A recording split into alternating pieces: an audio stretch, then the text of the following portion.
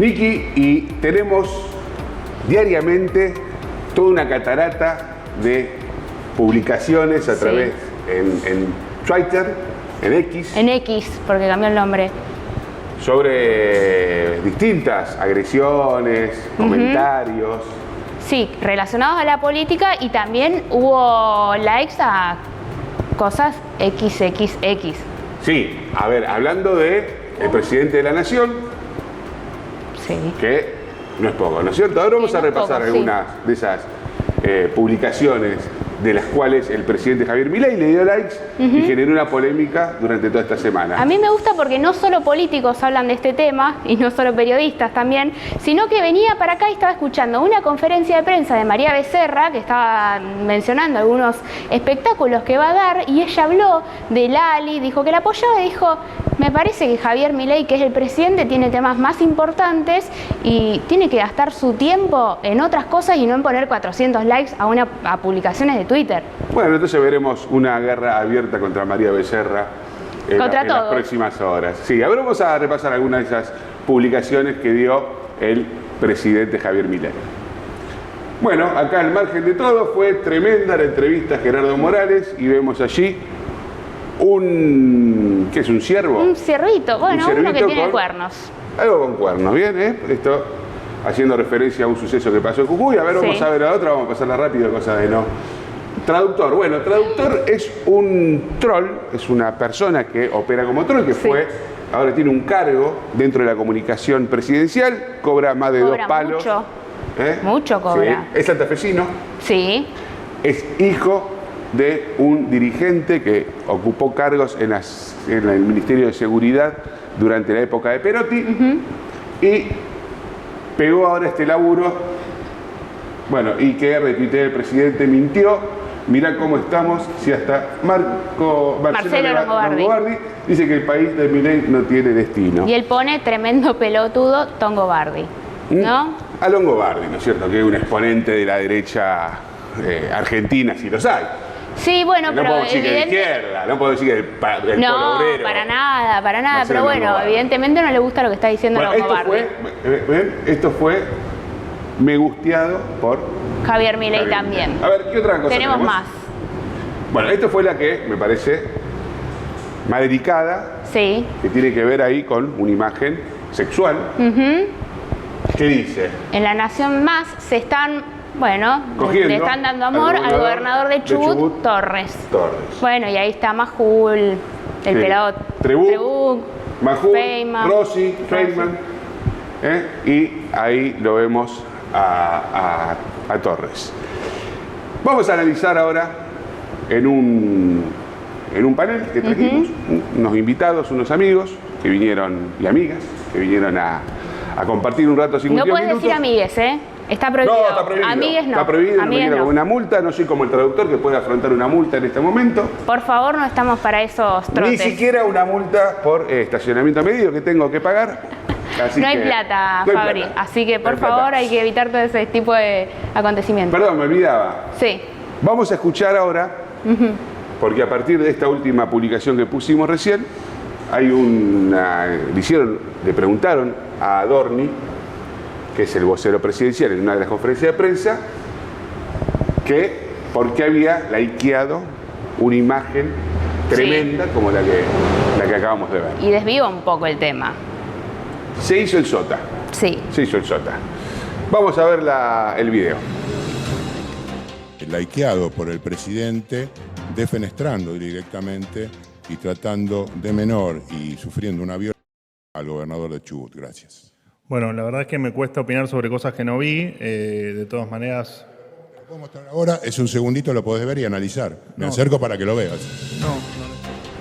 Veíamos, ¿no es cierto?, cómo se había hecho el desentendido. Manuel Adorni. Sí, bueno, hablando de desentendido, antes estamos por presentar a nuestros invitados e invitadas y vamos a ir de lleno en eso, ya. Así es, está con nosotros Andrés Mainardi. ¿Cómo andás, Andrés? Muy bien. Y Florencia Botassi, Ciencias Políticas, Florencia, y periodista, comunicador. Sí. ¿Qué sos, comunicador o periodista? Viste que hay supuestamente un debate entre la comunicación social y el periodismo. A mí me gustan las dos. Team, no se puede. Para los dos lados. No se puede.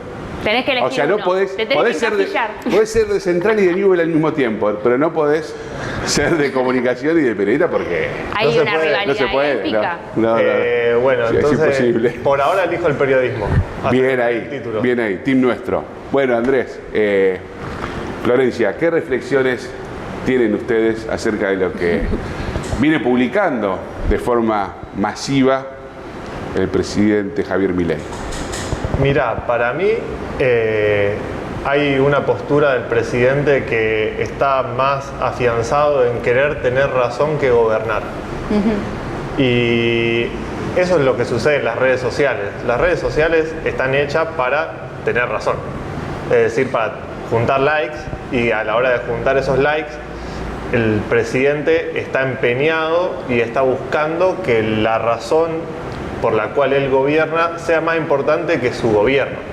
Entonces estamos en un momento que a mí me parece que son importantes estos debates, por ejemplo los likes que pone el presidente, también los memes que utiliza o también cómo él utiliza Instagram o sus redes sociales, pero el problema de fondo es también lo que él oculta con esos escándalos. Que a mí eso es lo que a mí me parece que en este momento estamos en una falsa dicotomía, podríamos decir, o en una falsa diferencia. El presidente está generando muchos momentos mediáticos para que las personas o los usuarios estén más pensando en eso que en el ajuste que está llevando a los bolsillos de cada una de las personas de nuestro país. Bomba de humo. O sea, desvía los puntos importantes. Claramente. Eso a mí me parece que es uno de los puntos más importantes de lo que está haciendo en este momento Milei, con una estructura muy importante dentro de las redes sociales, muy bien armada, muy bien planificada. No se puede decir que no está funcionando lo que él utiliza, porque de alguna manera el gobierno sigue en pie, las medidas de ajuste siguen entrando y tiene todavía un porcentaje de imagen positiva que la población lo avala. Entonces a mí me parece que ahí hay un punto de desacuerdo, por ejemplo, con las críticas que se le hacen. Esa crítica que vos nombrabas de María Becerra, por ejemplo, que dice que el presidente no trabaja y se dedica a poner likes. El presidente está trabajando poniendo likes, porque está desviando la atención. Es lo que está haciendo en este momento para poder llevar a cabo el ajuste tremendo que está haciéndole a la clase trabajadora y a la clase media de nuestro país. Florencia. Sí, me parece, sumando un poco a lo que dice Andrés, creo que nos trae un poco el debate, por un lado, de la gobernabilidad, es decir, cuánto este gobierno va a gobernar efectivamente. Nosotros sabemos que tiene una legitimidad de origen muy importante, digamos, este batacazo de la libertad avanza en relación a la expectativa de muchos otros que probablemente no lo vimos venir, digamos, este planteo de Pablo Semán y de este grupo de investigadores que estuvieron presentando, su libro también hace poco. Digo, principalmente hay una legitimidad de origen muy contundente, muy fuerte, pero la pregunta es, ¿cómo se va a sostener esta legitimidad en materia de apoyo a este gobierno y fundamentalmente de gobernabilidad? Eso por un lado. Por otro lado, yo creo que la cuestión ligada a las redes sociales es el combustible y el corazón de esta fuerza política. No es la única, creo que nos quedaríamos muy cortos si pensáramos que allí solo se reduce, digamos, la cuota ligada a la participación o a la efervescencia militante. Sin embargo, es un componente central, y lo está haciendo. Y por otro lado, pensar que... pensaba en dos cuestiones. Por un lado, la zozobra y la perplejidad que nos genera, que un jefe de Estado tenga un discurso altamente violento, fundamentalmente con lo que nosotros denominamos minorías. Minorías no en términos de cantidades, siempre decimos, por supuesto, las mujeres o las diversidades o las personas con discapacidad, sino en términos de relación de poder. Sí. Entonces esto es lo que genera también, lo que decimos un golpe bajo en términos de, hay un ataque muy directo mediante estas imágenes o estos trucos en imágenes, hacia las personas, la comunidad de personas con discapacidad, por supuesto las mujeres y las diversidades, por supuesto las infancias y las adolescencias, cuando hay una apelación a la idea, por ejemplo, de pedofilia, una cuestión ligada a un delito tipificado en nuestro Código Penal. Entonces tenemos como que poder pensar que acá hay un discurso muy ligado a la crueldad, que creo que hay una intención de correr la agenda, pero que también forma parte de la agenda. Y me parece que en este sentido tenemos un escenario que es complejo, porque hay un corrimiento de los temas centrales ligados a la economía, pero que también, digamos, estas otras temáticas ligadas a la discapacidad, la diversidad, también forma parte de la agenda. Bueno, de hecho, el último comunicado del gobierno apelando prácticamente una censura, digamos, decir, invitando planteando la no utilización del lenguaje inclusivo, pero sobre todo evitar el femenino, ya directamente una cuestión, digamos, de censura identitaria, digamos, y anular la perspectiva de género, que es muy complejo pensar que uno puede anular una perspectiva de pensamiento, ¿no? Sí. Entonces, bueno, creo que un poco sumando a lo que dice Andrés, sí hay un corrimiento de la agenda y también está en la agenda. Entonces me parece que ahí se suman y se complejizan, ¿no? los análisis o el escenario fundamentalmente. La semana pasada hablábamos con Paola Zubán, de la encuestadora Zubán Córdoba. Ella, analizábamos un poco cómo había caído la imagen de Milei en tan poco tiempo de gobierno. Lo podemos ver reflejado en los bolsillos de por qué puede haber caído esa imagen. ¿Creen que las redes sociales y el papel que está tomando en este momento, que está extremadamente, por así decirlo, sacado, puede tener algo que ver en esa imagen negativa? Para mí sí. Por ejemplo, yo me acordaba recién cuando estaba hablando Flor de una frase que le escuchó decir Martín Rodríguez a Juan Pablo Feynman sobre Néstor Kirchner, que era que Néstor gobernaba con Frávega y derechos humanos. Es decir, tenía la cuenta de cuánto gastaba la Argentina en Frávega y cuánto de derechos humanos había en nuestro país. Que así se había conformado el relato del kirchnerismo. A mí me parece que Milei en este momento no tiene las posibilidades de ir por Frávega y tampoco tiene las posibilidades de ir por los derechos humanos, entonces va en contra y va construyendo su propia batalla ideológica que de alguna manera puede producir una encerrona, porque si vos no tenés cómo sostener esa batalla ideológica, no vas a poder mantener una imagen positiva. Ahora, le voy a hacer la pregunta a Florencia, que me parece interesante hacer punto en esto. Lo vimos, por ejemplo, en el enfrentamiento con Lali, donde en un momento, en una de las conferencias de prensa que le hacen en La Nación Más, que es el único medio a donde va, le preguntan y Milei responde: ella empezó. ¿Hay como una infantilización del poder también? ¿Hay como una reacción infantil del presidente, no solo en eso, sino en muchos de los puntos? A ver, a veces aparece el presidente como un adolescente enojado. No, creo que es un ejercicio autoritario del poder. Digamos, me parece que cuando un jefe de Estado le contesta como par a una ciudadana o a un ciudadano, es un ejercicio autoritario del poder, porque no podemos desconocer de qué lugar se habla. Digo, es como si a mí me contesta de ese modo un jefe, digamos, ahí con autoridad. Bueno, acá además es el presidente de todas y todo. Entonces, en principio, creo que es un rasgo muy, digamos, cuando salteamos mecanismos, procedimientos y formas, y hay como una cuestión muy dirigida, aparte, bueno, con nombre propio, digamos, una cuestión muy de atentar contra esa persona. Me parece que principalmente un ejercicio autoritario del poder. Eso es lo que podemos pensarlo, como decís vos, con una forma, sí, puede ser, digamos, como decís vos, no sé si adolescente es la palabra, porque no me gustaría ubicar a las y los adolescentes en ese Pobre ejercicio. Pobre las chicas y los chicos, pero entiendo lo que decís vos, apelando aparentemente a una cuestión, no sé si decís medio... pues se le nota, qué sé yo, cuando no sé, en la campaña le pone la foto del perro y dice, ay, Conan, ¿no es cierto? Es como, pero bueno, me parece que no podemos olvidar nunca, digo, las lógicas de poder. La traías a Paola hace un rato, que es colega de la red de politólogas No Sin Mujeres, que es una red que nuclea a politólogas de toda Latinoamérica.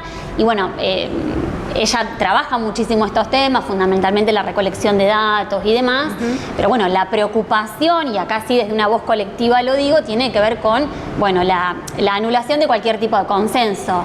Que el consenso no es solamente ponernos de acuerdo entre nosotros, sino las leyes son consenso, la constitución son consenso, el funcionamiento de una cámara, y bueno, y el tratamiento hacia una ciudadana por parte de un jefe de Estado tiene que tener fundamentalmente todos los componentes ligados al respeto de la condición humana de esa persona, digamos. Entonces creo que hay un ejercicio autoritario del poder. Yo lo pensaría en estos términos, con el agravante de dirigirse también como se ha dirigido al colectivo de diversidades, digo, y bueno, toda la cuestión de las mujeres también y en esta franca ofensiva también hacia los avances de los últimos años en materia de derechos, ¿no? O sea que por lo que preguntaba Fabri y por lo que también traía yo a colación de las redes sociales, él no acciona genuinamente. No, yo creo que hay una cuota muy genuina, me parece que hay una cuestión muy ligada a la violencia y a la política de la exclusión, pero que no podemos pensarlo no como ingenuo, sino creo que es fundamentalmente genuino y está operando desde una lógica de violencia y de ubicar, hay un enemigo. La política funciona, las identidades, nosotros somos porque somos diferentes a un otro, esto digamos, desde que nacemos somos así. Ahora, la política nos ha enseñado dentro de los regímenes democráticos que el enemigo en realidad es un adversario con el que yo tengo que tratar de conversar, más que de eliminar, si no estaríamos en un estado de guerra permanente. Entonces, pareciera que no hay ingenuidad para nada, y que por el contrario nos está provocando a discutir permanentemente las bases de todo, ¿no? Creo que este es el bombardeo, digamos. Creo que hay una discusión permanente de la condición, digamos, de un Estado, de una democracia, de una institución. Ahora, a mí me parece que hay una ingenuidad programada también. Hay algo de la lectura, por ejemplo, cuando vos mirás los posteos de Milei en Instagram, que sube imágenes en IA, o por ejemplo también sube tweets o sube mensajes que a él le llegan por WhatsApp.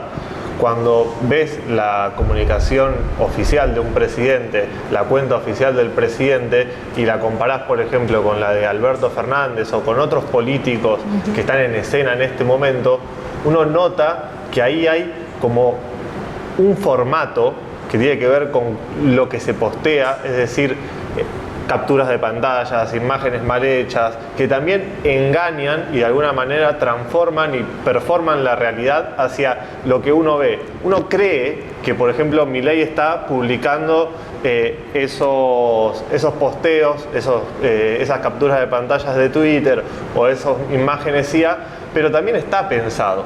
O sea, no hay que de alguna manera darle el valor de la ingenuidad. Yo creo que hay un problema con el contenido de lo que se publica en redes sociales y, por ejemplo, el debate entre Draghi y Milei, pero a mí me parece que las formas también son el valor mayor que tiene la política en este momento desde el punto de vista comunicacional. La cantidad de tiempo que tuvo en televisión, por ejemplo, Milei antes de la campaña, fue duplicada y quintuplicada de la cantidad de tiempo que tuvieron otros economistas que también fueron, por ejemplo, al programa Intratables. Entonces ahí uno va viendo cómo se construye el tiempo que uno le dedica a las publicaciones en redes sociales y a la cantidad de tiempo que eso a uno le afecta o no le afecta. Sí, para cerrar, y sumar un poco a esto y a tu pregunta inicial, me parece una capacidad discursiva, narrativa, que sí tiene que ver con apelar a subjetividades jóvenes o adolescentes. Yo creo que, digamos, seríamos ingenuos nosotros si no lo viéramos. Eso no coloca al gobierno ni al presidente en una posición adolescente. Sí, evidentemente, la capacidad de tener una narrativa que ha podido interpelar, digamos, a sectores de la sociedad que no solo están en las redes sociales, sino que se han quedado muchas veces desanclados de muchísimas instituciones, de los partidos políticos tradicionales, de las políticas públicas del Estado. Entonces hay un lenguaje amigable, cercano, llamémosle, es decir, hay una narrativa que captó esto. Lo que trae paradojalmente es una conquista en términos de lenguaje, pensando en estas últimas medidas del gobierno prohibiendo el lenguaje inclusivo. No sé si, ellos anulan esto, gana el debate la idea de que no es lo importante, incluso entre colegas y compañeras o compañeros, y sin embargo tenemos un gobierno que si algo tiene de fuerte es la modulación de la narrativa y del lenguaje, es decir, es central el lenguaje, digamos, para un lado y para el otro. Sí, es central en cualquier construcción de poder, ¿no? Exacto. Ahora, me quedaba pensando en esto que hablábamos del lenguaje y las comunicaciones, y también lo tenemos a un Adorni que es totalmente avasallante. Escuchábamos recién el audio, el video, donde increpa a un periodista, donde desvía la comunicación. Se ve que es una línea comunicacional ya de La Libertad Avanza, o por ejemplo, o por lo menos puntualmente de Javier Milei y de Adorni. Sí, yo me parece que con el tape que pasaban ustedes y la no respuesta también de él, también tenemos que ver ahí el nivel de discrepancias que ellos van a empezar a manejar. O sea, yo por eso hablamos de decir, bueno, está la legitimidad de origen, vamos a ver qué gobernabilidad habrá en este gobierno con ondas, digo, internas, diferencias. Me parece que ya corrernos de pensar a esto como un fenómeno social y empezar a analizarlo como un gobierno que está en el poder y empezar a identificar qué internas, qué alianzas y qué discrepancias hay entre ellos. Y yo creo que correrse, digo, como vocero presidencial, correrse de ese modo no me parece menor, digamos, me parece importante a tener en cuenta en términos de debilidad del gobierno. La pregunta, y con esto vamos a ir cerrando, es ¿hasta qué punto todas estas bombas de humo, este ejercicio del poder a través de mensajes tan fuertes, tan agresivos, puede tapar lo que está pasando en el bolsillo de los argentinos? A mí me parece que lo va a poder tapar por un tiempo. También, por ejemplo, lo que sucedió en Twitter al comienzo, cuando lo echaron a Iñaki Gutiérrez, que era uno de los primeros asesores, da a entender también dónde se maneja la política. La política se maneja en Twitter, o sea, lo manejan desde ese lugar ellos, entienden la política desde Twitter. El problema es que si no pueden salir de Twitter y si no pueden gobernar más allá de Twitter, ahí es donde ellos van a tener que encontrar una forma de alianza, por ejemplo, con el radicalismo o con el PRO, para ver si pueden construir una gobernabilidad adaptada a las demandas de la Argentina. Florencia. Sí, me parece que no es posible tapar, digo, me parece que la emergencia social, digamos, crece, venimos lamentablemente también de años, digamos, en estos términos, donde faltan políticas productivas, faltan políticas de empleo, digamos, sabemos que es una deuda no solo de los gobiernos de centro derecha, sino también de los gobiernos autodenominados progresistas. Me parece que no se puede tapar. Creo que sí hay una especulación con instalar el debate en estos términos. Pero bueno, me parece que es muy difícil de ocultar, digamos, lo que está pasando, digo, en la calle, en los barrios, en el súper, o sea, es casi, digamos, imposible. Tendremos que ver cómo evolucionamos y también qué batalla nosotros podemos dar desde estos espacios como este. Quiero decir, hace poco circulaba un video de Martín Cohen, seguramente vos lo viste, Andy, en relación al discurso o a la narrativa o a la política de este gobierno ya a esta altura, donde, bueno, canjeamos, digo, hambre por educación, educación por hambre, ¿no? Poder tener cultura versus, bueno, empieza, ¿no?, este canjeo de derechos. Creo que si intentáramos tener una contranarrativa a eso, es pensar, bueno, los derechos son indisociables, son todos importantes, y en ese sentido pensar que no hay una yuxtaposición de agenda, sino, bueno, poder tener el debate a tope en estos términos. Digo, porque parece que, bueno, no va a haber educación, pero entonces tampoco, pero negociamos la cultura por como una feria, empleo, feria del trueque, pero de derechos, ¿no? Pareciera que sí, que encima va pareciera que el trueque no está encima, ¿no? La cosa va medio para atrás, pero bueno. Ya va a volver el trueque. Gracias por acompañarnos. Gracias, Florencia. Gracias a ustedes por invitarnos. Continuamos en 52 minutos.